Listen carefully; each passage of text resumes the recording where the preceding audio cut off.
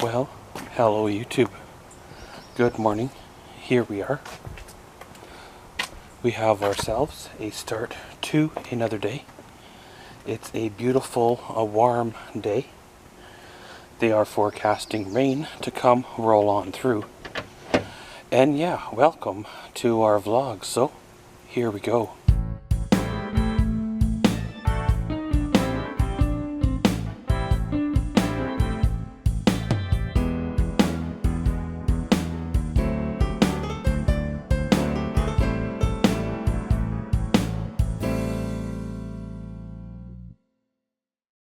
Well, like normal, when you got hot weather and such, you do end up with rain or a thunder shower or some other type of weather-related, upheaval. So I'm thinking that I'm going to take this beautiful morning's opportunity to do myself a dump run. It's been on the back burner now for a few days now, trying to get it done, but sometimes it's an uphill battle getting all the ducks in a row in order to make that kind of thing happen. And then of course I need to stop by and the police station as well as the licensing place and get some paperwork done there. I have an opportunity that is presenting itself that requires those kind of things to be done again. Even though I had one done in 2012 and another one done in 2014, they still want to make sure that nothing has changed. I guess you understand why. When they're a company, they're opening up their doors for you. They're allowing you to come and be a part of their company. And as a result, they're opening themselves up to a potential lawsuit if they happen to hire the wrong person. Because, well, they don't know you other than some resume you've handed on in. You could be wanted somewhere, you could be charged with something in your past, something that you haven't dealt with or overcome. And if they were to hire you and an incident were to happen, then they're opening their doors to a huge lawsuit, which could cripple a business, not to mention all the publicity or negative publicity that goes along with that kind of thing.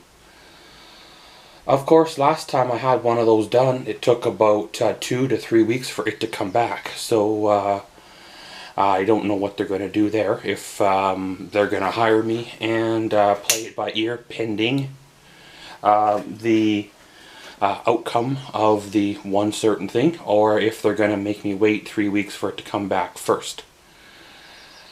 In a way, I guess waiting 3 weeks would be okay. It is what it is. But at the same time, if a guy can get moving and going, it works a lot better on all four sides. This kind of job is going to require a little bit of an investment on my part, and I'm not sure how I'm going to be able to do it. I've already purchased one new thing of this nature this year, and I really can't go out and purchase another one. However, if things go the way they're supposed to go, everything falls into place, maybe it'll work out. I don't know. There's always the leasing option too, instead of financing. However, with my experience in the past, when you've tried to lease something, they want 2 years of income. And, well, there isn't 2 years of income at this potential new thing yet. Nor is my income in the last 2 years sufficient enough to support a valid lease. To see how that works on them. I'm a little protective of my truck, because, well, it's probably going to be the only one like this I get, especially under these circumstances, the way it was the day I brought it home. Now, if I have to, I suppose I could, but at the same time, if something happens to it, I won't get another one, right? And most people would be intimidated by the size of a vehicle that size. They're more interested in a smaller type of car. So, and you guys know small cars and me don't really get along very well. So we will have to see, you know, what shakes out there. So once I get the running around done and stop by and get the paperwork done, of course I was thinking, while I got the truck and trailer out, would stop by the hardware store and pick up some material for the project. I did want to start working on it here at the beginning of this week, but with things kind of compounded the way they did, that kind of didn't happen the way I wanted it to happen. So maybe we will try to make a run at her today, at least get the material sitting in the garage, and we'll work our way from there. So, gonna go out, do a few things, and yeah, you guessed her, catch y'all in. Well, hello YouTube, here we are. Little bit of a check-in here. Well, stopped by, well, got the dump run over with. Then of course, washed the truck, did a little bit of running around that I needed to do. Stopped by the cop shop, got all that stuff took care of. Stopped by here, the Home Depot. Pretty much a look you could maybe tell. Picked up some goodies for the project. All I will say is, wow, prices have sure gone up. They're probably another, you know, between $7 and $10 more per sheet goods than what they were last time I bought them. So we'll have to see what we can do. We may have to go back to the drawing board on a couple items. Maybe make them out of thinner material. Use, you know, spruce wherever it's not seen, instead of pine all the way around. But we will have to see how that works out. Well, of course, got everything all loaded up, just about ready to head her on back here. Just sitting in the air-conditioned truck on our beautiful plus 27 Celsius day. So it's warm enough that I'm just about ready to go hide for the day until things cool on down. But first, let's get this stuff unloaded and then we're good to go. Well, got my running around done and everything. That's including all the paperwork that I needed to do. Stopping by the appropriate places, getting all those things in order. It's a little frustrating that you put that kind of money out every time an employer or potential employer requests it, and it always comes back as negative or clean or so. I guess having it come back as negative and clean is the bonus, but at the same time, why can't one from a year ago or more be sufficient? I suppose depends on the situation. A lot of things can change in a year, and in that case, you know, there could be issues, right? Underlying issues that the company is just trying to prevent. People can get into a lot of trouble in 8 months or a year, so I suppose it is what it is. I'm 110% sure that they can look under every rock in every corner and you know, turn over every stone they come across, and you know, the most they're ever going to find is getting pulled over for a seatbelt ticket, and that would be almost 10 years ago by now. But you never know, right? Maybe there's something hidden, something unknown, something that I wasn't told about, and we'll solve that before it gets out of control too. But there's no point in worrying about something that may never be, and no point in worrying about what ifs as well. It's kind of a rare thing. Me and the employer or potential employer were discussing that a person my age or our age would have, you know, a clean record or clean driving record, or, you know, not even an assault charge or a fight charge or something, because, well, things happen, right? you know, when you're around certain types of people working in certain types of industries, which, you know, we all have been.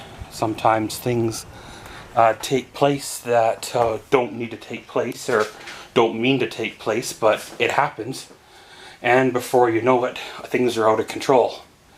And that's the kind of thing they're checking for. Not so much, you know, murders or bank robbers, but they're just trying to prevent themselves a potential loss or lawsuit in the future.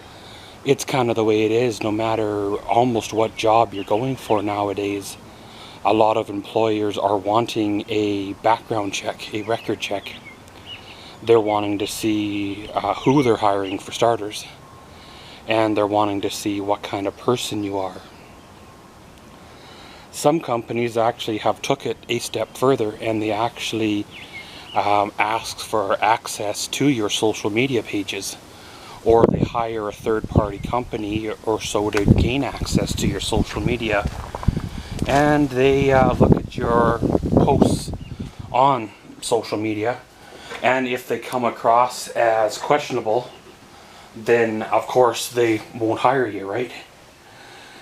There's been people in the past fired from jobs based on what they posted on their social media pages. Things they've done in their weekends or their downtime. Their boss or the said company sees it and ends up flagging it as questionable material, and then it gets reviewed, and then it's a little odd when you think about it. Why should something that you do on your own time, away from work, you know, not in a company vehicle, not in a company uniform, not at a company picnic, not associated with the company in any way, form, or whatever, affect your job at that time?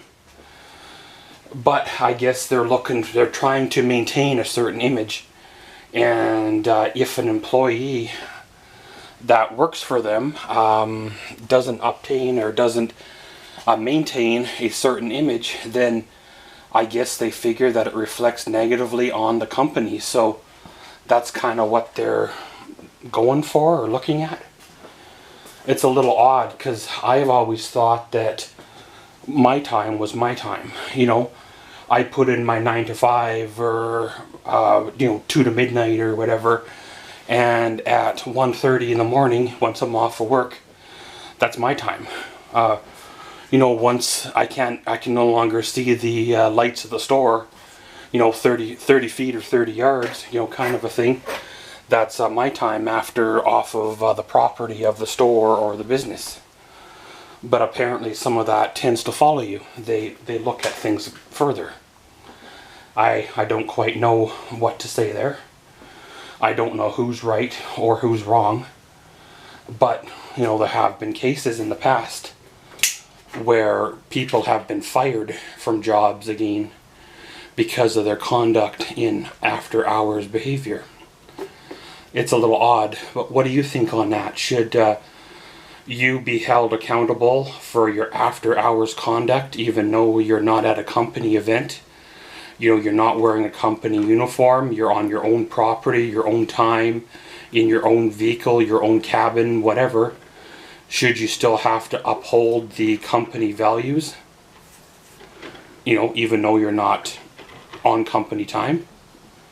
Or are companies overstepping their bounds by trying to tell their employees what they can and cannot do on their own time? It's a little odd, I suppose, either way. Leave your comment below on that. But like I said, guys, went out, got a few things for the project. The prices, like I said, sure have increased, so we'll have to reevaluate the whole type of material I want to use and all that. But did the dump run, stopped by the hardware store. Picked up some pine, some 2x4s as you see there, and some just construction grade 3/8 plywood. So let's get this all unloaded, and well, we'll see where she goes from there. We come to the end of another day well, it's was a good day. Was a busy day. I got a lot of stuff done today that, well, been wanting to do for a few days. That's the first time in a bit that things all fell into a row and was able to do it. Get out and, well, get things done. Get things done in preparations for the next few days. Get things done in, well, kind of an order that needs to be done in, and in that way everything falls into place.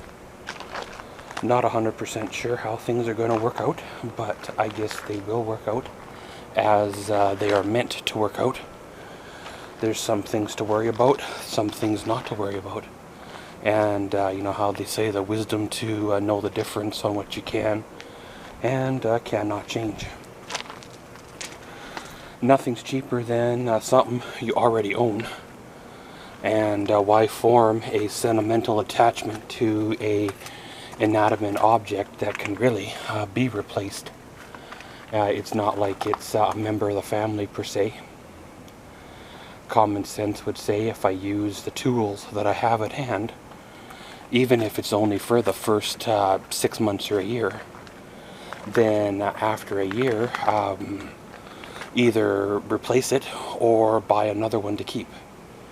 I have found with my own experience that if you keep something caged up and never use it, then in 60,000 K it's in worse shape than the one that was, you know, driven every day and has 100,000 or 160,000 K on it. And I don't want to make the mistake, the same mistake, this time around. However, if I do let it out there and, you know, what if something does happen to it? But I guess that's what insurance is for. The insurance will deal with it and write me a check for the value at the time, and then, well, we're back shopping. You know, there's some things you can change, some things you can't. And why go deeper in debt for the possibility of something that may or may not work out? This way, in a year, I'll know if it works out, if it's something I want to pursue. And yes, I'll have a few extra K on the vehicle, but at the same time, I'll know the direction that I want to go at that time. And really, other than a bit of maintenance and some kilometers and such, hopefully, that's all it would have cost me. But, like you said, you seen, guys, I did a dump run earlier. Got that over and done with. And stopped by the hardware store. Picked up some goodies for the project. Prices have sure gone up there. They've probably gone up all over, not just there, but it kind of gives a guy second thoughts on the possibility of re-evaluating the project in general, the material I want to use. I know I'm going for a certain look in the project, but can I achieve the same type of look using other material? But pretty much, guys, another day in the books. Getting things going, getting things rolling for another day. Just kind of planning out what tomorrow's going to hold. We got a weekend coming up here and get a few things done then. And once the weekend is done, well, I'll know more on the direction that things are going to unfold. I think until I know more on the direction, there's no point in jumping the gun and purchasing something that I may or may not need. And there's no point in, until I have all the information, making the final choice from there. But guys, remember, we do have a fan mailbox for all your fan mail needs. The address is down in the description. As well as check out the social media pages, the Twitters, the Facebooks, as well as my other YouTube channels. There's content up there as well. If you don't feel like surfing or clicking around, go to the Maxwell's Life Entertainment channel. The link is down below as well, and it hosts all of the videos that you will find on all the other channels under one roof. Again, if you would like to send me a letter, send me a decal, send it to the address down below. If you want to help with the cause, you're more than welcome to send a little bit my way to pay for the decal, pay for the postage on the way back. And if you would like a return letter or decal, please send your address along with a postal or a zip code. Then that way there's no issues getting it back to you. I've had a couple of letters that didn't make it to their destination because the zip code or postal code wasn't readable. And I was probably one letter off, and the postal system, rather than returning it to sender, didn't bother, just threw it in a corner somewhere and never tried to deliver it or never tried to return it back to me. I'd much rather have the letter returned back to me and, well, pay another $3 in shipping than have it just discarded into the trash somewhere because somebody along the line did not want to do the job they were paid for. So again, if you could send me a printed legible address with postal or zip code legibly written again, so I know what to send it back to. And well, around we roll. And as always, thanks for watching Maxwell's Vlogs. Comment, subscribe, and enjoy.